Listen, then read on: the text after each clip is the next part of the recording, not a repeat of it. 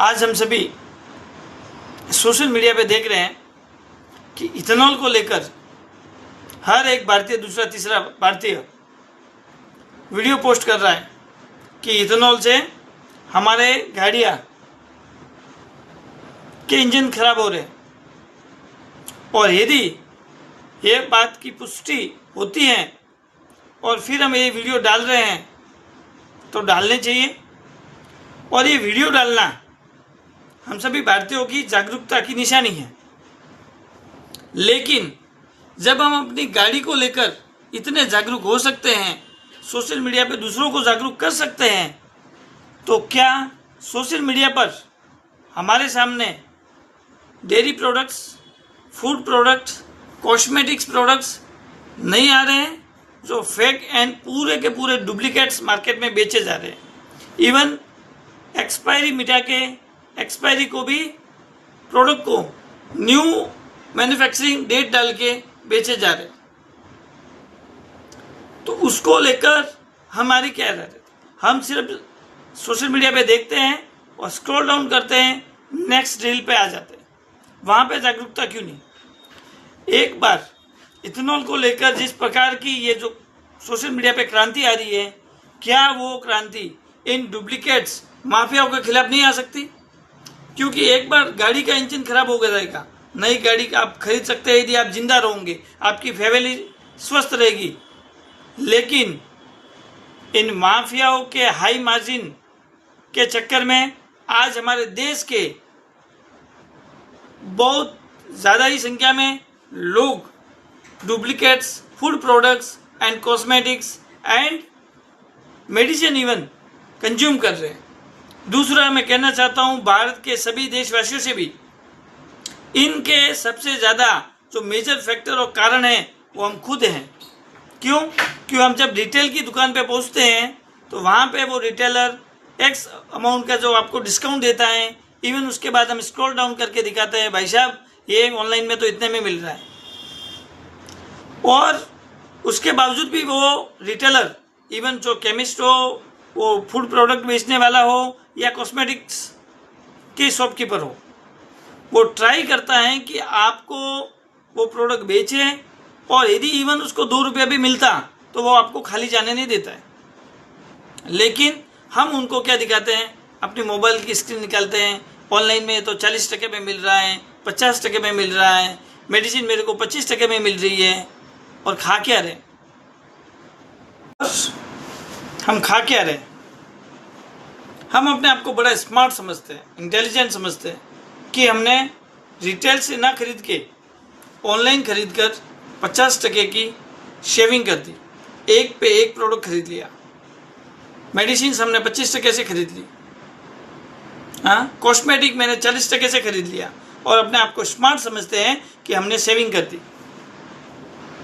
तो ज़रा अपना सोशल मीडिया ओपन कीजिए, रेस्पेक्टेड न्यूज़ चैनल को डाटा को रिसर्च कीजिए कि डेली बेस पे हमारे देश के ऑफिसर्स डेली रेड कर रहे हैं और छापेमारी करके भारी मात्रा में food product, cosmetics, toothpaste, baby drink products, energy drink products, इतने सारे प्रोडक्ट को भारी मात्रा में पकड़े जा रहे हैं। तो विचार करने वाली बात है कि जब इतना फेक प्रोडक्ट का प्रोडक्शन कहीं हो रहा है अलीगल तरीके से, तो सेल कहाँ पे हो रहा है? रिटेलर आपको आपकी मनमानी मांगी गई रेट को पर रिटेलर आपको आपके मांगी गई डिस्काउंट रेट पे प्रोडक्ट नहीं देता है, वहाँ से आप खाली चले जाते हैं और सोशल मीडिया पर न देखते हुए ऑनलाइन से वो प्रोडक्ट परचेज कर रहे हैं और अपने आप को स्मार्ट समझ रहे हैं। तो ये अलर्ट होने का समय है। यदि आप देख रहे हैं कि आज हमारे देश में भी किडनी फेलियर एंड कैंसर के केस बढ़ते जा रहे हैं, और वो भी उन लोगों को जिनको किसी प्रकार का व्यसन नहीं है, किसी प्रकार का वो कोई व्यसन नहीं करते हैं, लेकिन इनडायरेक्टली हम शेविंग और अपना आप स्मार्ट समझने के चक्कर में या फिर अवेयरनेस के चक्कर में हम क्या करते हैं? क्वालिटी प्रोडक्ट्स रिटेलर से न खरीद कर ऑनलाइन चले जा रहे हैं, और ऑनलाइन के अंदर जब इस तरह का ये स्टिंग ऑपरेशन और छापेमारी के द्वारा जो प्रोडक्ट पकड़े जा रहे हैं वो सारे वहां पे बिक रहे। तो हमें अलर्ट होना है, गाड़ियों का केयर कीजिए, लेकिन गाड़ियों से ज़्यादा गाड़ी जिस बेस पे खरीद रहे हैं अपनी हेल्थ का, उसका केयर कीजिए। एक एग्जांपल देना चाहूँगा कि यदि आपको गोल्ड का प्राइस यदि 10 ग्राम का 1.5 लाख रुपए है और आपको ऑनलाइन में 50,000 रुपये मिल रहा है, तो क्या आप परचेज करते हैं? नहीं करते। इवन आपने परचेज भी किया तो आप सीधे ही उसका प्योरिटी टेस्ट करवाएंगे।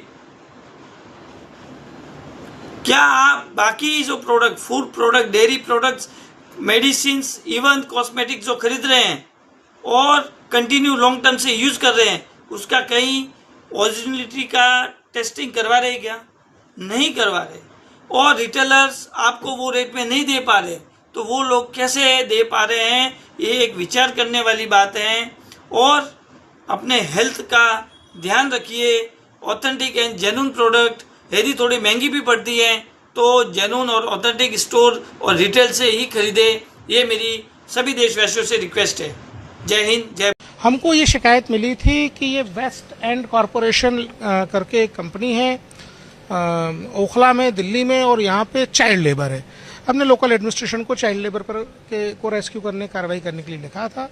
हमको उसके बाद एक अखिल भारतीय ग्राहक पंचायत नामक संगठन से एक इनफॉर्मल ये इनपुट भी मिला कि यहाँ पे जो है बड़े पैमाने पे फूड लेबल्स को बदला जा रहा है, एक्सपायरी डेट्स को चेंज किया जा रहा है, एमआरपी को भी बदल दिया जा रहा है।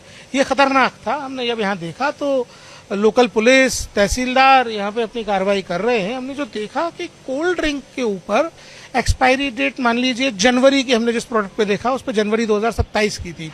उन्होंने उसको थिनर से मिटा के उस पर नया लेबल लगाया। नए लेबल ने एक्सपायरी डेट सितंबर 2027 की कर दी।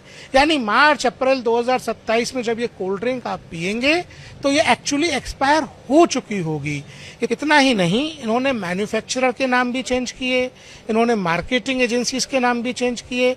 हमको ये जो ऑनलाइन प्रोडक्ट्स को बेचने वाली कंपनीज हैं उसके माध्यम से घरों में भी इस तरीके के प्रोडक्ट बेचने के यहाँ प्रमाण मिले। यहाँ मैगी बड़े पैमाने पे मिली जिसके लेबल चेंज किए जा रहे थे। बॉर्नविटा यहाँ पे बड़े पैमाने पे मिला। बॉर्नविटा बच्चों के पीने का एक ड्रिंक माना जाता है और उसमें लेबल चेंज करके बॉर्नविटा बच्चों को एक्सपायरी डेट का पिला के बच्चों के स्वास्थ्य के साथ गंभीर खिलवाड़ किया जा रहा था। यहाँ एक और इसी प्रमाइसिस में ऐसा काम भी होता मिला जो मात्र 25 स्क्वायर फीट के एरिया में एक दूसरी फैक्ट्री चलाने का दावा वो कर रहे थे। तो यहाँ पे टोमेटो केचप मिले, नेस्ले के सूप्स मिले। तो तमाम कंपनियों के अनेक सारे प्रोडक्ट्स रीलेबल होते हुए मिले, जिसमें डेफिनेटली इनके डिस्ट्रीब्यूटर्स का एक बड़ा नेक्सस होने की संभावना है। हमने अथॉरिटीज को यहाँ पे चेताया है, उनको बोला है, अब कार्रवाई वो कर रहे हैं। हमको उम्मीद है कि इस नेक्सस की जड़ तक दिल्ली पुलिस पहुंचेगी।